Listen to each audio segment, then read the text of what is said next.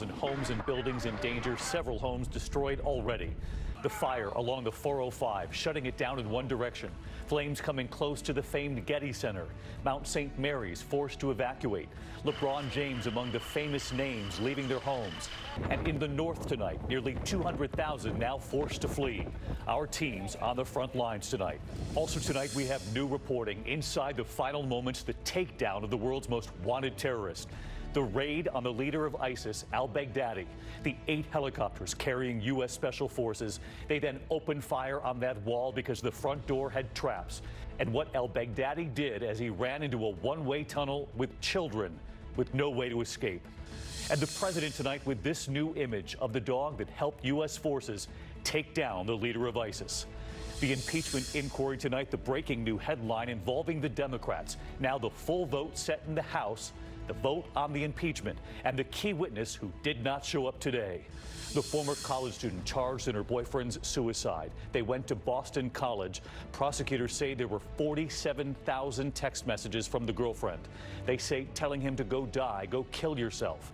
Authorities say she was there when he jumped to his death. A missing teen, authorities say tonight, is in, quote, extreme danger. The FBI now directly appealing to the suspect tonight. And the major airline sued by one of its own flight attendants. Pilots now accused of placing a hidden camera in the bathroom. This is ABC World News Tonight with David Muir.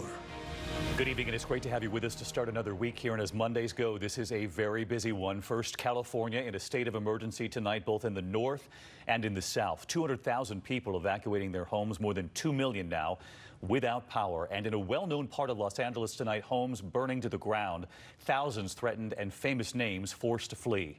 This major new fire raging before dawn in the western hills of Los Angeles. Many families forced to get out in the dark. Fire burning alongside one of the nation's busiest highways, of course, the 405. Also, college students escaping in the middle of the night. This is Mount St. Mary's. The students there driving away amid the flames. While in the north tonight, in Sonoma County, the Kincaid fire, as they're calling it, doubling in size over the past 48 hours. 66,000 acres charred already, and containment falling to just about 5% as we come on the air this Monday night. Our team's on the fire lines, and ABC's chief national correspondent Matt Gutman leading us off from Los Angeles.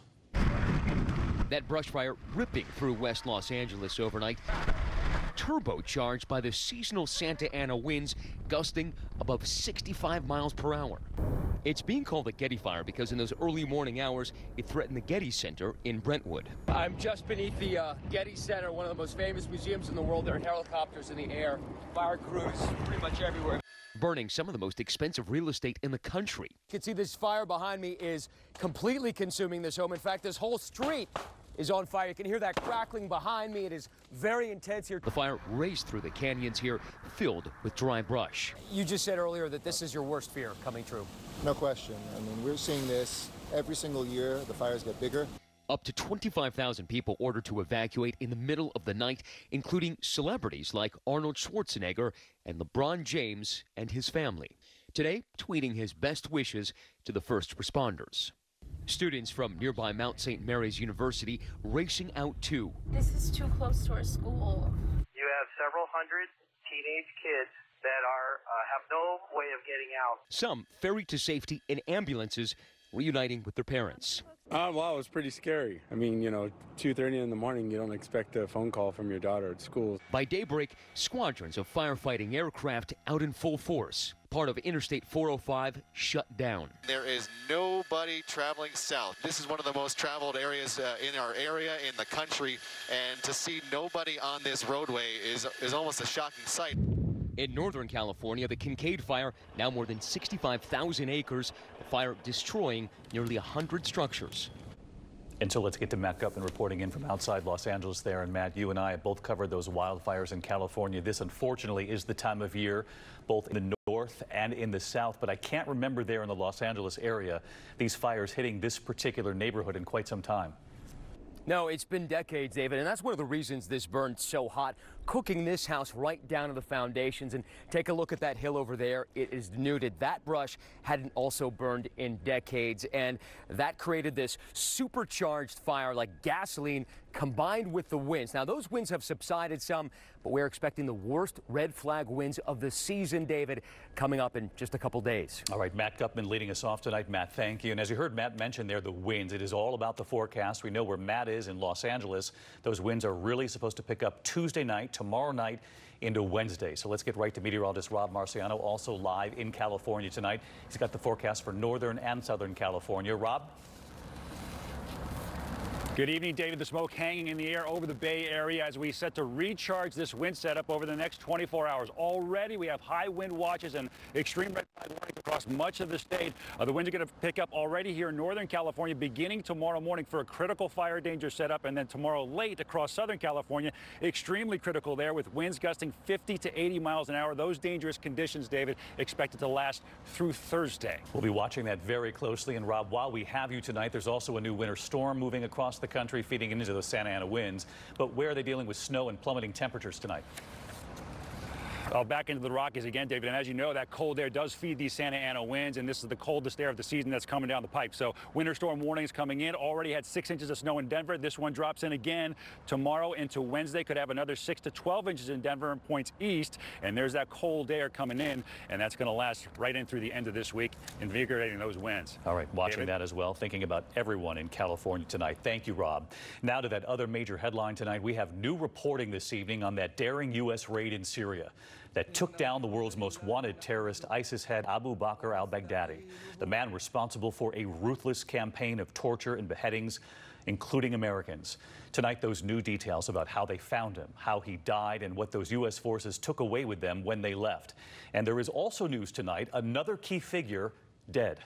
Here's ABC's Chief Global Affairs correspondent, Martha Raddatz. Tonight, inside the final moments of the world's most wanted terrorist, Abu Bakr al-Baghdadi's North Syrian compound, reduced to rubble by bombs and Hellfire missiles. And tonight, word of a separate operation over 100 miles away, an airstrike taking out al-Baghdadi's right-hand man, the ISIS spokesman. The president today celebrating the death of the founder of the Islamic State. He was a sick and depraved man, and now he's dead. 5 p.m. Saturday night, on orders from the commander-in-chief, 8 Chinook helicopters flying fast and low from Kurdish-controlled Iraq arrive at al-Baghdadi's secret hideout in Syria, taking on and returning fire. Once on the ground, the Special Operations Forces blasting through a wall, the front door booby-trapped. Inside, they discovered their target, al-Baghdadi, fleeing with 3 children into a tunnel, a military canine and commandos in pursuit. He died after running into a dead-end tunnel, whimpering and crying and screaming all the way. He died like a dog. He died like a coward. Al-Baghdadi detonating a suicide vest. The call coming into the Situation Room at 7:15 p.m. 100% confidence. Jackpot. Over. The thug who tried so hard to intimidate others spent his last moments in utter fear. Before the raid began, the U.S. obtaining key information after the arrest and interrogation of one of al-Baghdadi's wives and a courier leading them to the terrorist. And tonight, we're learning that along with intelligence recovered from the scene, 2 men, associates of al-Baghdadi, were captured, now in U.S. custody in a secure location. Among the victims of al-Baghdadi's gruesome campaign of terror, 4 Americans captured in Syria: James Foley, Stephen Sotloff, Peter Kassig, and Kayla Mueller, who he repeatedly raped. The mission named in her honor. Those men and women that put their lives on the line, we owe them our sincere thanks. Martha Raddatz with us live from Washington tonight. And Martha, I know your sources are telling you tonight that this Baghdadi raid, it's been planned for some time, as you pointed out, needed to be moved up, pulled off even sooner because of the president's order to withdraw U.S. troops from Syria. That's right. The raid had been in the works for weeks, but a senior U.S. official telling me tonight that because of the withdrawal of U.S. troops, they had to do it now. And of course, David, our Kurdish partners in the fight against ISIS, who we are now essentially leaving on their own in Syria, were key players in the success of this operation. David? Martha Raddatz, who covered this all weekend long here. Martha, thank you. And one more note tonight about that raid on al-Baghdadi's compound. President Trump declassifying and tweeting an image late today. This picture of the hero dog injured while chasing the terror leader down that one-way tunnel during the raid. The dog's name has not been declassified, but the Pentagon says he is fully recovering and has already returned to duty. Of course, that is good news tonight. Meantime, as all of this plays out, there is also a major development in the impeachment inquiry tonight. Speaker Nancy Pelosi now setting a date for the full House to vote on this impeachment process. That vote is now set for Thursday, and it does include a plan for public hearings now. Here's ABC's chief White House correspondent Jonathan Karl tonight. In Chicago today, President Trump sounded off on the impeachment inquiry, comparing it to the case of Jussie Smollett, the actor who made unfounded allegations that he was attacked by Trump supporters. It's a scam. It's a real big scam, just like the impeachment of your president is a scam. Meanwhile, on Capitol Hill, former acting National Security Advisor Charles Kupperman refused to testify today. Dr. Kupperman had testimony we believe would corroborate the allegations of misconduct. Congress had subpoenaed Kupperman, but the White House ordered him not to testify. So Kupperman asked a judge to decide between the, quote, competing and irreconcilable demands of both the legislative and executive branches. It comes as Speaker Nancy Pelosi today announced the House will vote Thursday to affirm the impeachment inquiry and outline a plan for public hearings. Republicans have been pushing for public hearings and a formal vote on whether to authorize impeachment for weeks. So John Karl with us live from the White House tonight. And John, that former national security aide is now asking a judge to decide whether or not he should testify, as he feels pressure from the White House not to, and then pressure from Congress to show up and testify. And this could have far-reaching implications. It sure could, David. Democrats, for example, are especially eager to talk to former National Security Advisor John Bolton. And Bolton is represented by the same lawyer as Kupperman. They believe Bolton is both a witness and a critic of the president's actions. So this court case could determine whether or not Bolton testifies before Congress and others as well. All right, watching it closely. John Karl on another week at the White House. Thanks to you. And next to the former Boston College student charged with involuntary manslaughter tonight and her boyfriend's suicide. Prosecutors tonight say the young woman subjected her boyfriend to what they call unrelenting abuse, sending him 47,000 text messages, including messages like "go die" and "go kill yourself." He did take his own life 90 minutes before his graduation. Here's ABC's Eva Pilgrim. The girlfriend of a former Boston College student tonight charged with involuntary manslaughter after a grand jury found she encouraged Alexander Urtula to take his own life. Miss Yu made demands and threats with the understanding that she had complete and total control over Mr. Urtula, both mentally and emotionally. Prosecutors say fellow student In Young Yu was physically, verbally, and psychologically abusive, sending thousands of texts, some urging him to, quote, go kill himself, go die. In the 47,000 text messages, yes, there were many, many instances where she instructed him to do so. Just 90 minutes before Urtula's graduation from Boston College in May, authorities say his girlfriend allegedly tracked him through his phone to a parking garage and was there when he leapt to his death. Ms. Carter will now be taken into custody.